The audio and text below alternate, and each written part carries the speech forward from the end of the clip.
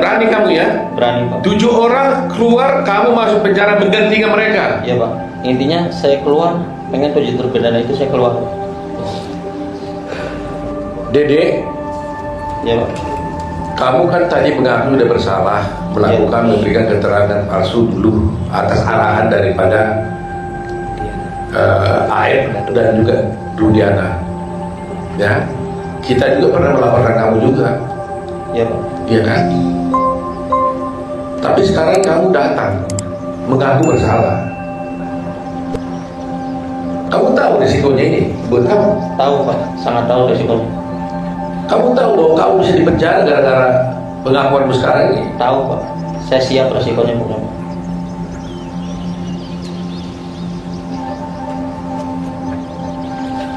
7 orang ini di dalam penjara gara-gara kamu. Iya, Pak. Kamu bersedia nggak masuk penjara supaya 7 orang ini keluar? Sangat bersedia, Pak. Yang penting intinya 7 terpidana itu saya mau keluar, Pak, bebas. Seperti kehidupan saya kemarin, Pak. Karena saya merasa bersalah. Meskipun kamu masuk penjara? Siap, Pak. Meskipun saya masuk penjara, menggantikan 7 terpidana itu saya siap, Pak. Jadi kamu siap 7 orang keluar, kamu masuk penjara? Siap, siap, Pak. Karena kamu merasa bahwa mereka masuk penjara gara-gara kamu? Dan saya, Pak.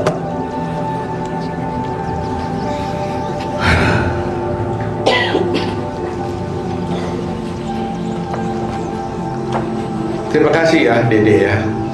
Walaupun kamu ini sudah berbuat salah, tapi Tuhan menolong bahwa kamu bisa dibuka hati pikiranmu untuk menegakkan kebenaran. Kalau kamu tidak bisa datang di sini, bayangkan mereka itu akan ada di sana seumur hidup. Seumur hidup. Semua keluarganya teraniaya semua. Dan keadilan menjadi tidak tercapai. Republik menjadi hancur. Tapi dengan keberanianmu ini, meskipun kau bersalah, saya harap di dalam hukum sebenarnya ini, saya bisa jelaskan sedikit. Belum tentu juga kau bisa harus dihukum, walaupun kau bersalah. Karena di dalam hukum itu, Dede, ada juga namanya alasan pemaaf, ada alasan pembenar, ya. Ada alasan penghapus untuk pidana dan sebagainya. Mudah-mudahan hakim nanti, kalau kamu harus diproses, ya, karena hukum ini kan ada formalnya kamu bersalah memberikan kesaksian palsu di pengadilan, akhirnya orang akhirnya dihukum sampai seumur hidup. Apakah nanti umpamanya dengan pengakuanmu itu mereka jadi bebas, kau tetap harus diproses pidana? Saya tidak bisa katakan apa-apa, tergantung kepada kepolisian dan juga pada pengadilan apakah memberikan hukuman pada kamu.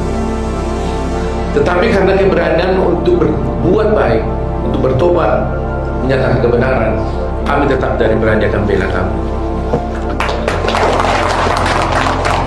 Supaya jangan ada yang takut untuk bertindak menyatakan yang benar. Jangan ada yang takut. Seperti Dede, berbuat salah tapi bertobat, mengaku bersalah. Mudah-mudahan ada alasan pemaaf buat kamu, ya, yang diberikan oleh hakimnya. Jadi sekali lagi ya, berani kamu ya? Berani, Pak. 7 orang keluar, kamu masuk penjara menggantikan mereka? Iya, Pak. Intinya saya keluar, pengen 7 terpidana itu saya keluar. Ya, mudah-mudahan mereka keluar. Hati saya lebih senang, Pak. Mudah-mudahan mereka keluar, kamu juga nggak perlu masuk penjara. Amin. Kami serahkan kepada hukum dan keadilan. Setelah kemunculan Dede, saksi kunci pembunuhan Vina dan Eki yang mencabut seluruh kesaksiannya, para terpidana yang saat ini mendekam di lapas Kebonwaru, Bandung, mengaku bersyukur karena ada harapan untuk bisa bebas dari vonis penjara seumur hidup. Selain ke LPSK, kuasa hukum 6 terpidana dan pengacara Dede juga akan mendatangi Barreskrim Polri terkait laporan yang dilayangkan kubu Aep dan Ibtu Rudiana. Saat ini di lapas Baru merasa bersyukur dan bahagia. Mereka sampai menangis atas adanya keterangan yang diberikan oleh saudara Dede. Dan DPN Pradi saat ini juga akan langsung ke LPSK dan sekaligus menerima dan menghadiri undangan dari Barreskrim Polri untuk melakukan gelar terhadap laporan polisi kepada Aep dan Dede. Kamu diskenariokan oleh Aep, suruh lihat yang ngejar ya. Kamu diskenariokan, suruh lihat yang ngejar, yang lemparin ban. Beberapa orang, kamu dikasih tahu ya, harus Aep apa Parudiana ya nyuruh? Ya Aep sama Rudiana yang bilang begitu. Masa motor ini itu juga. Saya kan nggak tahu sama sekali. Yang nyebutin nama-nama yang melakukan itu adalah Sufri, Eko, Jaya, Sudirman, Eka, Hadi. Itu siapa? Ini nama-namanya. Apakah salah tangkap kemudian disiksa kemudian jadi kagok? Mungkin karena Sudah ditangkap, asalnya dicurigai tapi susah mendapatkan bukti, sudah susah mendapatkan pengakuan, akhirnya dibuat skenario.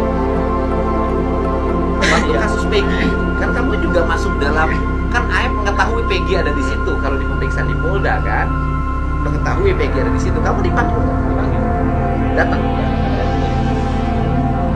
Jadi waktu pemeriksaan Peggy kamu datang, menjadi saksi di BAP, BAP kamu? BAP saya berlagak semua terlepas. Jadi saya lebih simpel dibandingkan Aep. Di situ pun pengen berkata jujur ya saya nggak bisa apa-apa. Kamu punya kehendak nggak berkata jujur waktu itu? Pengen sekali. Kenapa tidak jujur? Kan kamu sudah menyesatkan penyidik Polda yang kemarin. Dan Aep-nya pun kan yang di BAP lebih lamanya kan Aep. Soalnya kan Aep kan bilang tahu Peggy, mengenali Peggy. Jadi dia yang lebih lama. Saya sih Kamu tahu Peggy? saya pokoknya keterangan saya kemarin di BAP itu saya nggak kenal nama-namanya, saya nggak kenal orang ceknya. Pertanyaannya hari ini kamu melihat pelemparan tuh ada nggak? Nggak ada. Orang melempar pakai batu nggak ada? Pengejaran 4 motor dan mengejar Eki dan Vina ada nggak? Berarti bohong. Aep waktu itu ketemu kamu ngomong apa? Ya nggak banyak bicara sih. Terus wawancara Aep di YouTube saya lihat. Lihat. Terus kamu perasaan gitu? Mungkin rasanya biasanya kadang bilang Aep kan saya geleng kepala aja. Ketika kamu lewat beli rokok, ini untuk mensinkronkan dengan keterangan bantahan bahwa Partai Pasar menyatakan kalau menyatakan Partai Pasar mereka tidak tidur di rumahnya, benar orang tidur di rumah anaknya. Betul. Saya tidak melihat benar, tapi yang paling benar keterangan yang dianggap menurut saya dugaan palsu itu kafir. Ada nggak anak-anak nongkrong di situ ketika itu? Jadi malam itu anak-anak tuh tidak nongkrong di gang itu. Ya, kamu beli rokok jam berapa? Sekitar jam 7 atau jam 8 anak-anak tidak nongkrong di gang. Berarti kalau begitu benar anak-anak di rumah Bu Dini.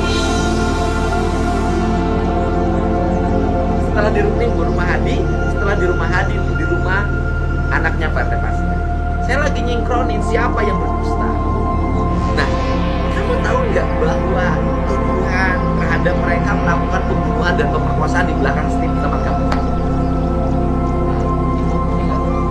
Pertanyaan saya, mungkin nggak terjadi pembunuhan pemerkosaan di situ? Tidak mungkin Bang. Jadi tidak mungkin ada pembunuhan pemerkosaan di situ. Sekali lagi saya nanya, mungkin nggak terjadi pembunuhan dan pemerkosaan di situ? Tidak mungkin. Nggak masuk logika. Kalau di situ kan pasti berisik. Berisik pasti. Pertanyaannya adalah, habis kamu beli rokok sama Aep terus kemana? Sampai jam berapa?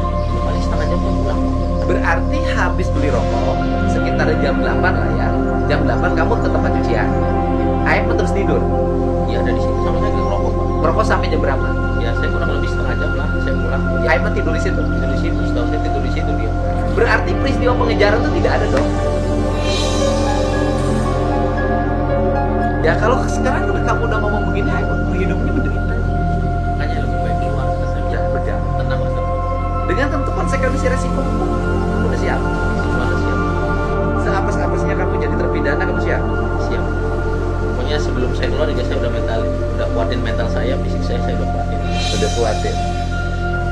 Kamu minta maaf sama yang orang yang pernah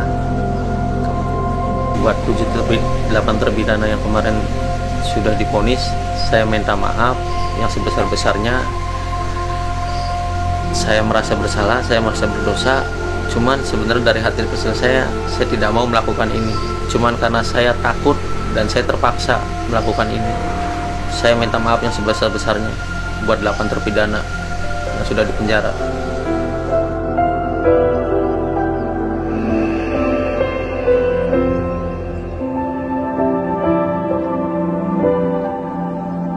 Terima kasih. Iya. Terima kasih ya buat keluarga Dede yang telah mendorong Dede untuk berkata jujur. Terima kasih banyak. Terima kasih banyak juga buat Ferry dan yang lainnya yang selama ini konsisten selalu membantu saya untuk mencari jalan.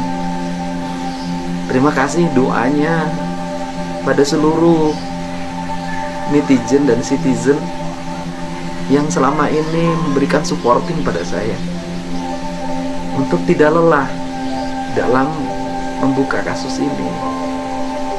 Terima kasih pada seluruh rakyat Indonesia yang terus memberikan support pada saya untuk bisa melewati situasi yang berat, mengungkap sebuah peristiwa yang sangat pedih dalam sejarah hukum di Indonesia.